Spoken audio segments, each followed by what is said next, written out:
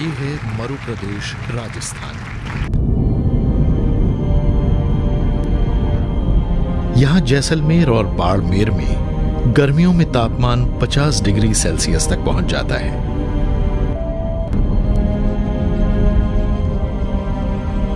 यहाँ मौजूद रेत के टीले जीवन विहीन और बंजर लग सकते हैं, लेकिन यहां भी जीवन ने खुद को इस जगह के मुताबिक ढाल लिया है। जीव जंतुओं और पेड़ पौधों ने खुद को उपबंजर स्थितियों, बेहद तेज तापमानों और नमी की कमी के हिसाब से परिवर्तित कर लिया है। राजस्थान में पेड़ पौधों और जीव जंतुओं की कई दुर्लभ प्रजातियां भी मौजूद हैं। हालांकि राजस्थान को एक रेगिस्तानी राज्य कहा जाता है, लेकिन फिर भी यहां विविधता बेहिसाब है।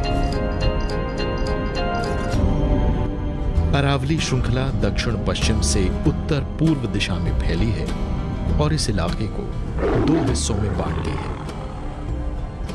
पहाड़ी और ऊबड़ खाबड़ दक्षिण पश्चिमी इलाका और कम वन वाला उत्तर पश्चिमी क्षेत्र यानी निर्जन थार, जहां हर साल केवल 2 से 4 इंच बारिश ही होती है। पूर्वी हिस्से में बाघ और प्रवासी पक्षी रहते हैं, जबकि सूखे और बंजर पश्चिमी इलाके कई प्रवासी पक्षियों के लिए सर्दियों का एक आशियाना भी है, जो साइबेरिया और यूरोप जैसी दूर दराज जगहों से आते हैं। इसके अलावा देश के अन्य हिस्सों से पेलिकन और फ्लेमिंगो पक्षी भी यहां आते रहते हैं।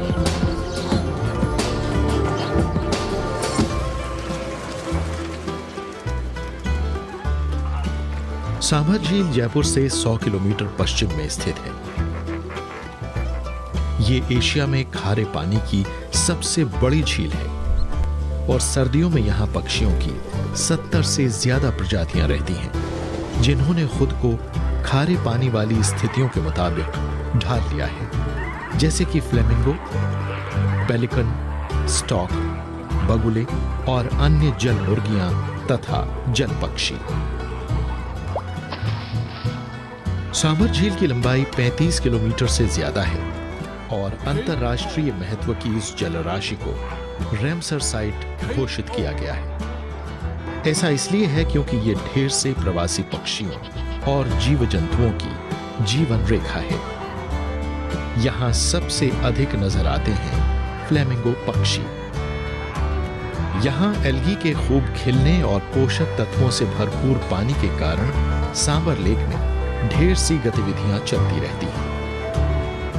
स्थानीय तौर पर फ्लेमिंगो को सुरखाब या फ्लेम बर्ड कहा जाता है और इन्हें अपना गुलाबी और किरमिजी रंग अपनी खारे पानी वाली खुराक में मौजूद बीटा कैरोटीन से मिलता है।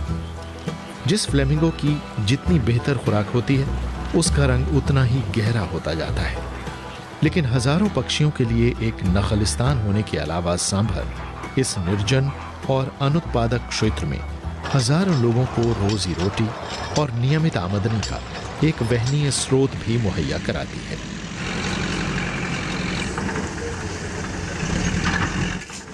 सांभर की नमक की क्यारियों से हर साल 200 टन से ज्यादा नमक पैदा होता है, जो भारत के कुल नमक उत्पादन का करीब 10% होता है।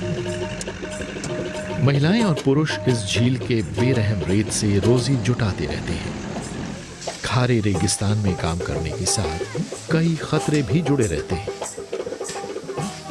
यहाँ के बहुत से मजदूर रंगों के बीच अंतर नहीं कर पाते। नमक से परावर्तित होने वाली तेज रोशनी को लंबे समय तक झेलने से उनकी आंखों के कोण और रॉड को नुकसान होता है।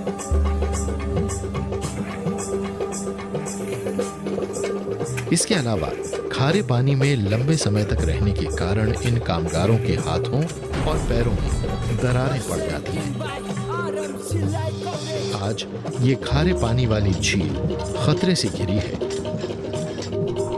इंसानी गतिविधियों में वृद्धि होने के कारण इस खारी झील की प्राकृतिक प्रक्रिया बाधित हुई है। जिससे न केवल स्थानीय समुदायों की जिंदगी मुश्किल में पड़ती जा रही है, बल्कि साल के 6 महीने जो जगह प्रवासी पक्षियों के लिए एक सुरक्षित आशियाना हुआ करती थी, उसके लिए भी खतरा पैदा हो रहा है। सांबर झील दम तोड़ रही है, इसके किनारे सिकुड़ रहे हैं और यहाँ आहार की भी कमी होती जा रही है। लिहाजा ये झील प्रवासी पक्षियों को संभाल नहीं पा रही। 80 के दशक की शुरुआत में जहां 5 लाख फ्लेमिंगो यहाँ आते थे, अब उनकी तादाद घटकर सिर्फ 30,000 रह गई है। ये झील एक अंतर्राष्ट्रीय विरासत, एक रैमसर साइट है। अगर हमें इस प्राकृतिक पर्यावास को बचाना है तो सख्त कानून और राजनीतिक इच्छा शक्ति की आवश्यकता है।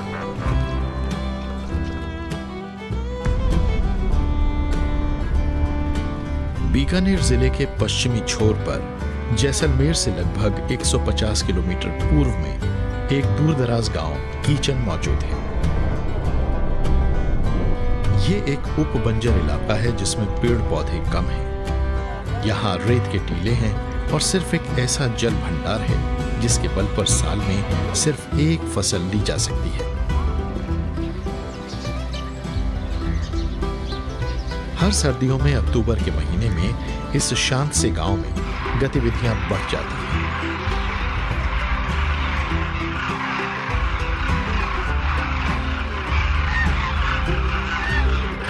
कीचन दरअसल खतरे से घिरी एक पक्षी प्रजाति डेमोइसल क्रेन का एक नियमित शीतकालीन आवास बन गया है। स्थानीय तौर पर कुर्जा नाम से जाने जाने वाले हजारों डेमोइसल क्रेन इस दूर दराज गांव तक आ पहुंचते हैं और राजस्थान में इस सबसे भव्य प्राकृतिक घटना का सृजन करते हैं। ये पक्षी दुनिया के अलग अलग हिस्सों से आते हैं। इनमें से कुछ तो साइबेरिया जैसी दूर दराज जगहों से भी आते हैं और कुछ हिमालय के बेरहम और बेहद ऊंचे दर्रों का भी सामना करते हैं। जोश से भरे गांव वाले इनके आने का बड़ी बेसब्री से इंतजार करते हैं। बहुत से लोगों के लिए ये देवताओं की तरफ से एक शुभ संदेश जैसे हैं।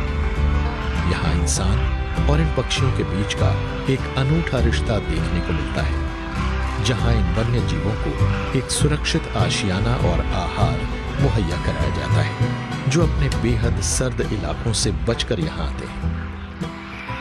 सर्दियों के आगे बढ़ने के साथ साथ लगभग 14,000 पक्षी गांवों के नजदीक मौजूद रेत के टीलों को अपने आगोश में ले लेते हैं। इस बंजर रेगिस्तानी जमीन से तो इन्हें कुछ खास नहीं मिलता, लेकिन डेमोइसल क्रेन के लिए तो ये इलाका किसी जन्नत जैसा है। डेमोइसल क्रेन की ऊंचाई 3 फुट होती है और ये दिखने में बहुत ही भव्य और नाजुक पक्षी लगता है। अपनी खूबसूरती की वजह से इसे ये नाम मिला क्योंकि ये दिखने में किसी मादा जैसा नाजुक लगता है। इसके पंख हल्के नीले और सुरमई होते हैं, जबकि इसकी छाती वाले हिस्से के पंख बड़े और काले। एक लंबा और बिल्कुल सफेद पंख इसकी लाल आंखों के पीछे से सिर के पिछले हिस्से तक मौजूद होता है। इसके सिर पर एक कलगी जैसी चीज मौजूद होती है। नर और मादाएं दिखने में इतने समान लगते हैं कि उनके बीच अंतर करना मुश्किल हो जाता है, लेकिन नरों का आकार थोड़ा बड़ा होता है। डेमोइसल क्रेन बेहद सामाजिक पक्षी हैं और इनकी आवाजें काफी विविध और तीखी होती हैं। हर गुजरते साल के साथ कीचन आने वाले इन सारसों की संख्या धीरे धीरे बढ़ती रही है। लेकिन आखिर वो कौन सी बात है जिसके कारण ये पक्षी इस रेगिस्तान के दूर दराज और अलग थलग गांव में आते हैं? यहाँ पर जो ये कुर्जें इतनी संख्या में आती है बहुत बड़ी में, इसका मेन जो कारण है वो कोई एक कारण अपन नहीं बता सकते हैं। इसमें कई कारण शामिल हैं। जैसे क्या है कि भौगोलिक स्थिति है यहाँ की, गांव के दक्षिण में और उत्तर साइड में 2-2 तालाब है, तो उनके कारण कुछ मौसम में नमी रहती है। प्लस इनके जो खाने के लिए चूना युक्त मिट्टी चाहिए वो भी मिल जाती है। और सबसे अच्छी जो बात है, यहाँ के लोग इनके संरक्षण में बहुत विशेष ध्यान देते हैं। सुबह होने पर डेमोइसल सारसों का पहला जत्था आ पहुंचता है। ये गांव का चक्कर लगाते हैं और उसका जायजा लेते हैं। और जब इन्हें इस जगह के सुरक्षित होने का भरोसा हो जाता है तो ये नीचे उतरना शुरू करते हैं।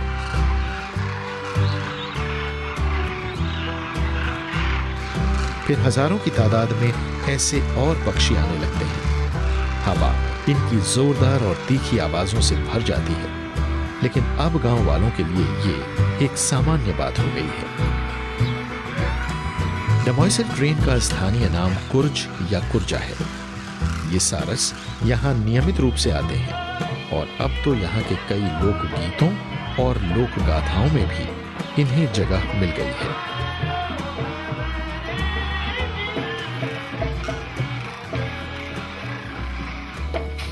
गांव वालों के लिए ये सारस एक बड़ा अच्छा शगुन है और यहाँ इन्हें कभी किसी ने नुकसान नहीं पहुंचाया है। बाड़ वाले एक बाड़े में इन्हें चारा दिया जाता है जहां ये कुत्तों, बिल्लियों और अन्य शिकारी जीवों से बचे रहते हैं। गांव वालों का पक्का विश्वास है कि प्रकृति ने उन्हें इन पक्षियों का संरक्षक बनाया है। इन सीधे साधे किसानों को इस बात का बड़ा गर्व है कि इन सारसों ने उनके गांव को सर्दियों के अपने आशियाने के तौर पर चुना है। जब डमोइसल सारसों को यह गांव सुरक्षित लगने लगा और उन्हें यहाँ खुराक भी नियमित रूप से मिलने लगी तो उनकी तादाद बढ़ने लगी। गांव वालों ने इन सारसों की सुरक्षा के लिए 2 केंद्र बनाए हैं। यहाँ रोजाना इन पक्षियों के लिए करीब 500 किलो ज्वार डाला जाता है। इस बाड़े में पक्षियों की इतनी भीड़ हो जाती है कि कुछ सारसों को दाना चुगने की अपनी बारी का इंतजार करने के लिए ऊपर उड़ते रहना पड़ता है। चारा चुगने की ये गतिविधि 2 से 3 घंटे चलती रहती है। कुछ ही घंटों में आधा टन दाना खत्म हो जाता है। फिर ये पक्षी इस बाड़े से निकलकर गांव के तालाब की तरफ चल पड़ते हैं।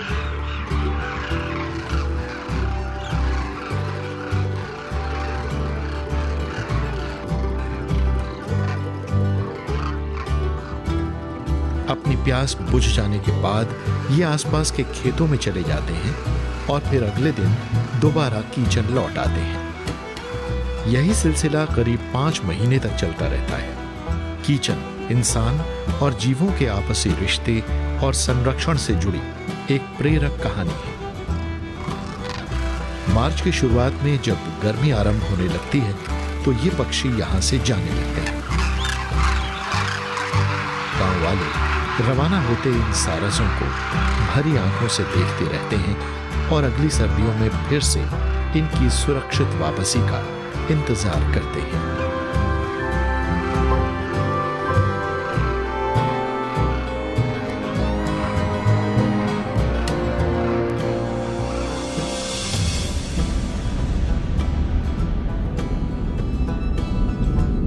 ऊंट को यूं ही रेगिस्तान का जहाज नहीं कहा जाता। रेगिस्तान हमारे ग्रह की सबसे गर्म, सबसे सूखी और सबसे मुश्किल पर्यावरण प्रणालियां हैं।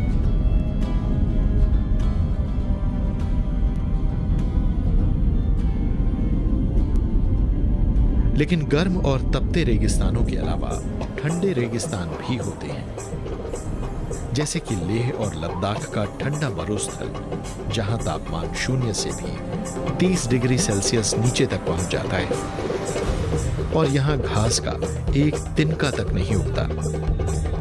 लेकिन अजीब बात यह है कि इन दोनों तरह के रेगिस्तानों में एक चीज सामान्य है।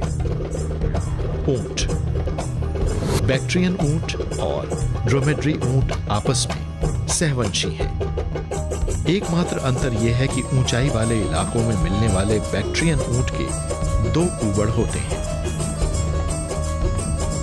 ये कूबड़ दरअसल चर्बी वाले टिश्यू होते हैं जिनमें चर्बी जमा रहती है और जरूरत के समय इसे ऊर्जा और पानी के स्रोत के रूप में बदला जा सकता है। बैक्ट्रियन ऊंट 0 से 30 से 40 डिग्री सेल्सियस नीचे तक का तापमान झेल सकते हैं। आज लद्दाख में 150 से 200 बैक्ट्रियन ऊंट मौजूद हैं। इस बेरहम भूप्रदेश में ये अनूठा जीव स्थानीय समुदायों की रोजी रोटी के सिलसिले में एक साथी और एक सहारा बन रहा है। ये रेगिस्तान में परिवहन के साधन के तौर पर इस्तेमाल होने वाला एक कमाल का जीव है। ये काफी वजन ढो लेता है और बिना पानी के कई कई दिन जी लेता है।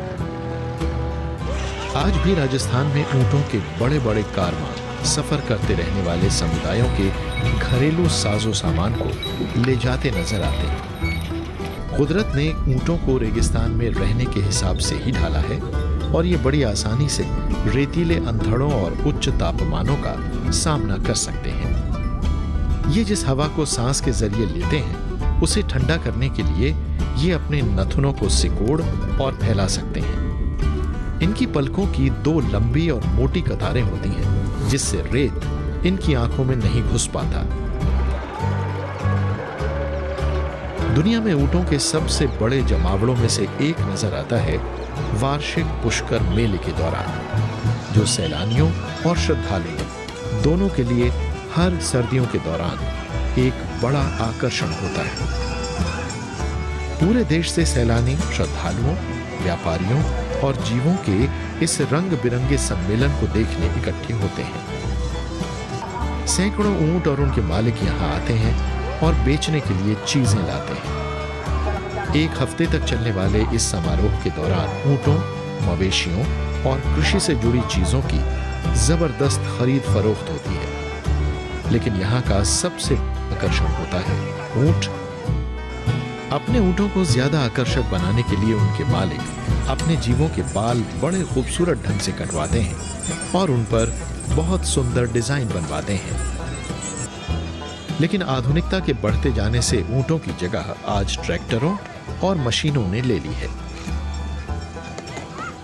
इनकी घटती आबादी को बढ़ाने की कोशिश में सरकार ने बीकानेर और जोधपुर में जनन और शोध से जुड़े फार्म कायम किए हैं। स्थानीय समुदाय ऊंटों के दूध के इस्तेमाल को बढ़ावा दे रहे हैं और इसका प्रयोग औषधीय उद्देश्यों के लिए भी किया जाता है।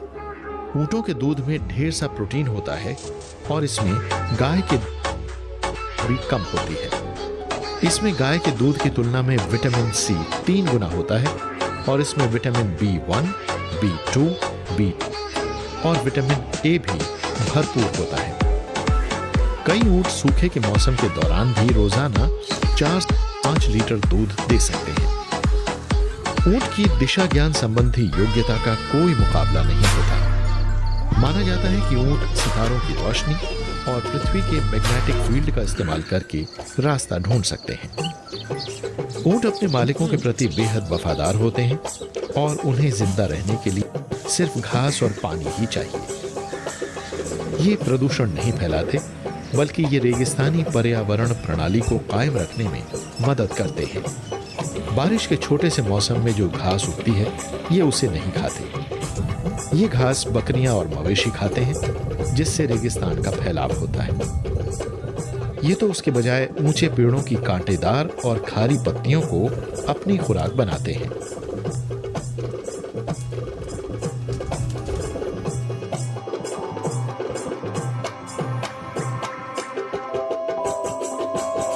अगर ऊंट नहीं होंगे तो डंग बीटल भी खत्म हो जाएंगे, जो अपनी आबादी को बढ़ाने के लिए ऊंट के गोबर पर निर्भर करते हैं।